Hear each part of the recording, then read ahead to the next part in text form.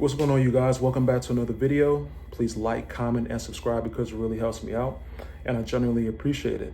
Haven't made a video in a while, and for me, pertaining this YouTube channel, I'm just not trying to make random videos. I don't want to waste my time or my breath, giving you guys information that really is worthless and that you really don't need. And I don't want to waste your guys' time either.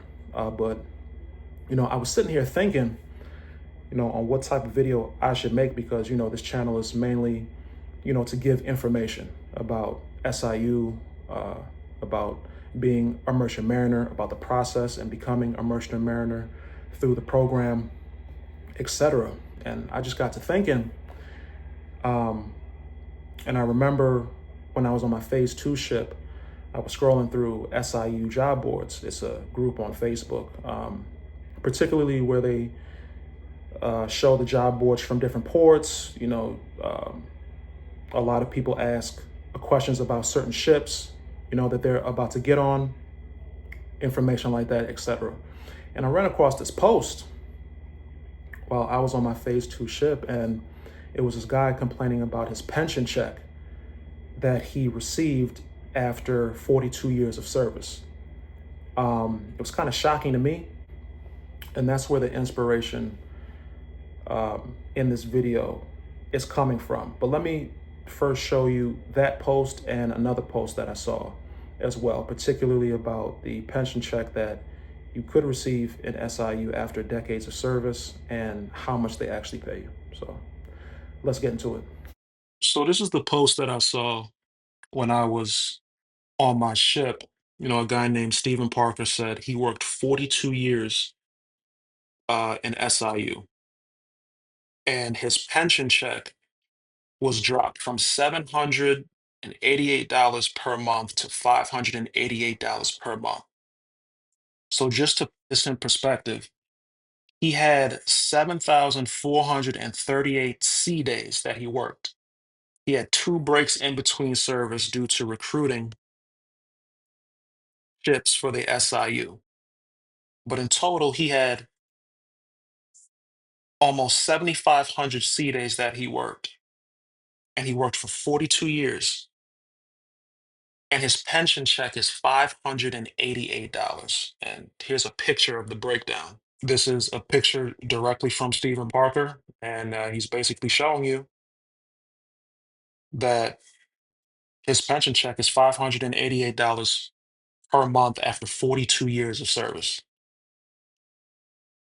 That's kind of crazy to me. Then I ran across another post, a post that was posted 2 days ago from someone named Todd Wilson, and he basically, wanted a breakdown of the pension plan. So he just posted a question, hey, let's just say I work 2,000 C days. How much would I be paid per month? And you scroll down, and a guy really puts it into perspective. He says, if you receive a pension from SIU, you get 13 cents per C day. Then you would multiply that 13 cents by the amount of C days. So for his example, he said 2,000. So you would multiply 13 cents times 2,000, and his pension check per month, if he were to only sail 2,000 sea days, would be $260 per month. And you can only get that amount if you're vested into the pension program. So in SIU, to get vested in, you need to complete at least 125 sea days every year for 5 years for you to even begin to collect money from your pension. That's what that means. 13 cents per sea day. And after I saw those posts, I just got to thinking, and I'm just like, first of all, I'm not ungrateful. I completely appreciate what SIU has done for me thus far. SIU came in the clutch when I needed them the most. I had to make a decision extremely fast. I was working a dead-end job at a warehouse. I was getting older. I was taking care of my mother, who was terminally ill, all throughout my 20s. And when she passed away back in 2022, my life was flipped upside down, and I needed to make a change. Like I said, I was making chump change at this job. I could barely afford to get my bills paid. I was in New Jersey at the time, and I needed a career switch. It was between becoming a plumber, an electrician, HVAC, which is crazy because before I decided to join SIU, I was actually in the process of going to a school for HVAC, but it was between those three things, and SIU, it came across my radar. It looked interesting. Did more research about the engine department, realized I can get a whole bunch of skills in this department that I can use outside of the ship. It just made sense to me, and it was free training. It just made sense, so I decided to go to SIU. So let me be the first one to tell you I'm not complaining.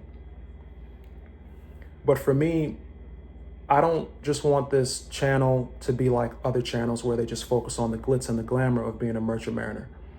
Meaning, they show you that the ports that they pull into, they show you the port activities that they get into, the different languages, the different cultures, the different foods, the different ways of life. It looks exciting, and it really is. To be able to travel the world on a company's dime and work as a merchant mariner, it's, to a lot of people, a dream come true. But I also, on this channel, want to have deeper conversations, especially deeper conversations about what you should possibly do with the large amounts of money that you will be getting as a merchant mariner. If you look it up right now, they're saying that in America, you need between $1 million and $1.2 million to retire comfortably. That's what they're saying.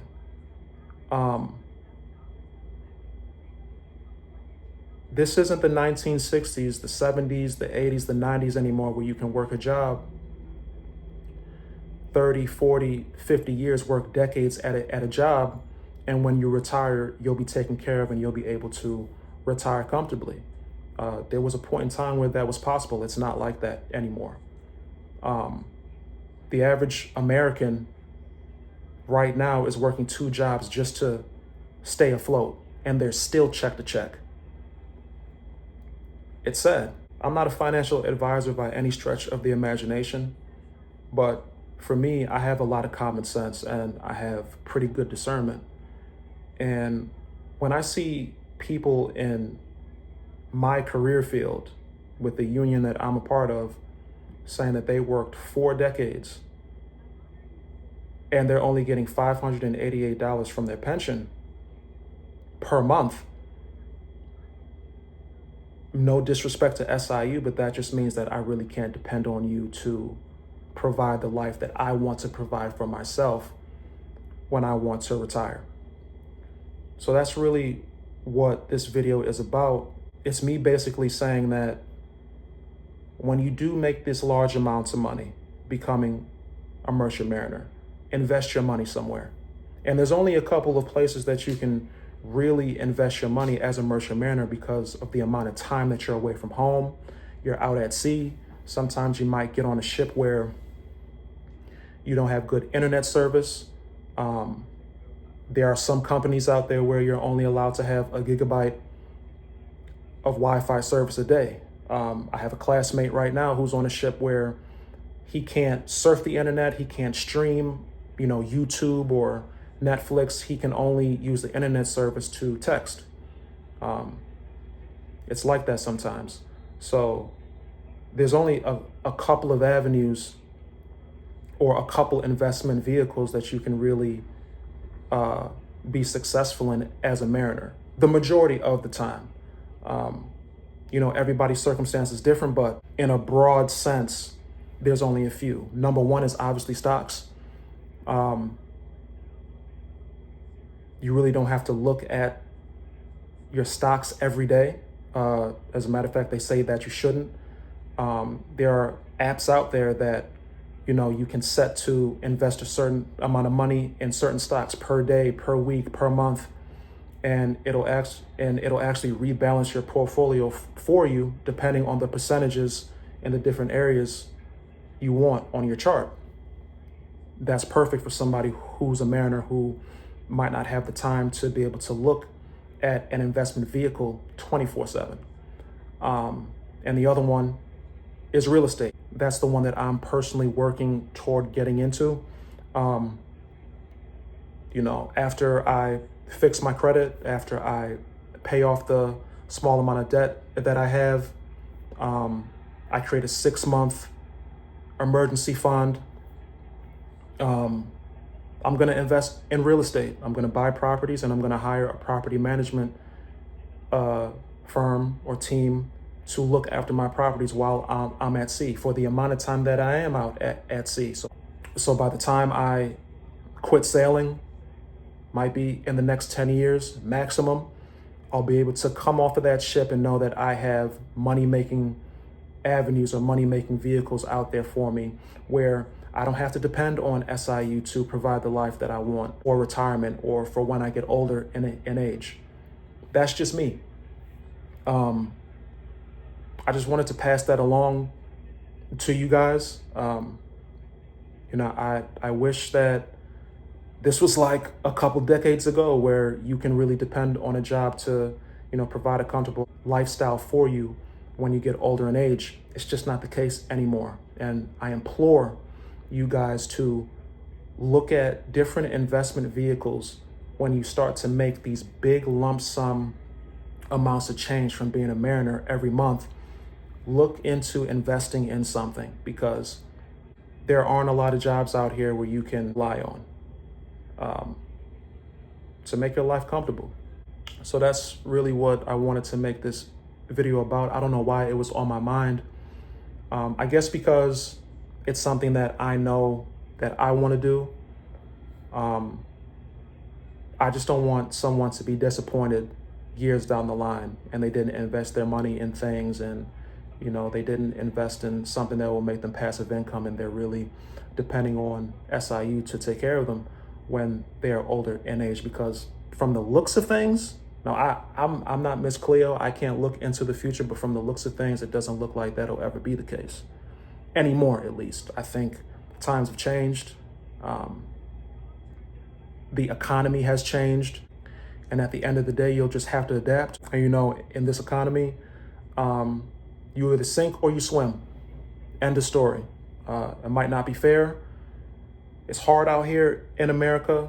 The majority of the country, they don't even have $1,000 and $500 for an emergency purchase. That is insane. I think it's like 80% or something like that. That is absolutely insane. So just want you guys to prepare, make smart decisions. I made bad financial decisions when I was in my 20s. I'm using this career as a way to change that and to create financial stability for myself in the future, so I won't have to deal with that ever again. Having to live check to check, having to sit up here and think, hey, am I gonna pay my light bill this month, or am I gonna buy food? Am I gonna pay my gas bill this month, or am I gonna pay my rent? Am I gonna split my rent in half and have to call my landlord and say, I can only pay half of my rent right now because I have to buy food? Like, these are the conversations I don't want to ever have again. And I don't want anybody else to have those conversations as well. So I feel like I'm rambling. I'm going to end the video there. Please like, comment, and subscribe. I generally appreciate it. And until the next one, you guys have a good day.